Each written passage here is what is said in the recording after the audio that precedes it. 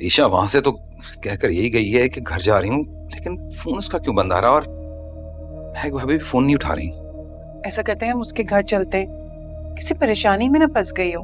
हाँ ठीक करिए, मैं जाके देखता। अरे सुने, मैं आपके साथ जाऊंगी, इस तरह आपका अकेले जाना मुनासिब नहीं। अरे वरीशा बेटा, कहाँ रह गई थी तुम? कहाँ चलेंगी थी? हद होती है वरीशा, जहाँ भी जाना था बता कर जाना था ना बेटा। इस तरह शिफा को परेशान करने की क्या जरूरत थी? तुम्हारी वजह से उसको कितनी बातें सुननी पड़ी है तुम्हें पता है? भाई मैं बात कर रहा हूँ। वरीशा बेटा क्या हुआ, सब खैरियत है? मेरी जिंदगी में कुछ भी ठीक नहीं हो सकता, कुछ भी ठीक नहीं हो सकता। मुझे तो मर जाना चाहिए, मर जाना चाहिए मुझे। वरीशा, आपको ये बात उसके सामने करने की क्या जरूरत थी? मैं बात कर रहा था ना उससे। और जहां तक बात रही शिफा की, तो आपके सामने मैं उससे माफी मांग चुका हूं। बस जो हुआ तो हुआ, अब ये बात यहीं पे खत्म हो जानी चाहिए। हाँ तो वरीशा,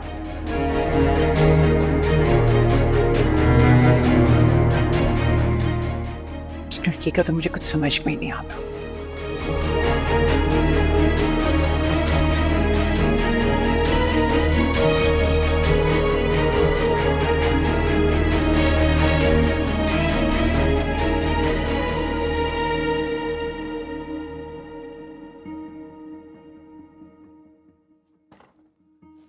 दादो, दादो, क्या हुआ बेटा, कहाँ चली गई थी तुम?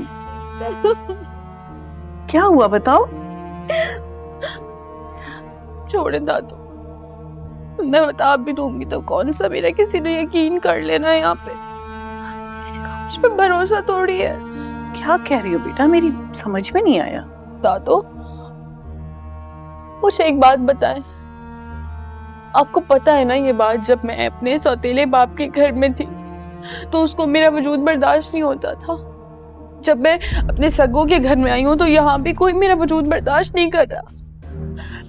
तो क्या जिनके सर पे बाप का साया नहीं होता, वो बच्चियां ऐसी रुलती रहती है कि दुनिया उन्हें कमजोर समझती है। क्या उनका के पीछे कोई नहीं होता दादा? उनका कोई हक नहीं है जीने का। बेटा तुम कहना क्या चाह रही हो, बताओ, मुझे बताओ।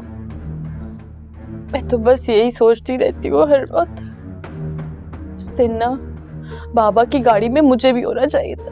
मैं भी मर जाती तो अच्छा था, एक्सीडेंट हो जाता, मर जाती, मैं दुनिया से चली जाती। चुप हो जाओ वरना मेरा दिल बंद हो जाएगा। अपने एक जिगर का टुकड़ा तो मैं खो चुकी हूँ, किसी को खोने की हिम्मत नहीं। अच्छा बता, हुआ क्या था? तुम मार्केट से क्यों आ गई थी?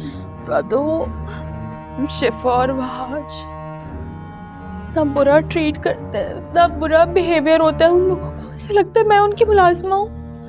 मेरा मजाक उड़ाते हैं, मुझ पे दोनों हंसते हैं दादो, इतना बुरा फील होता है मुझे। क्या? शिफा तो ऐसे नहीं कर सकती। वहाज की तरबियत भी मेहरुनिसा ने ऐसी नहीं की।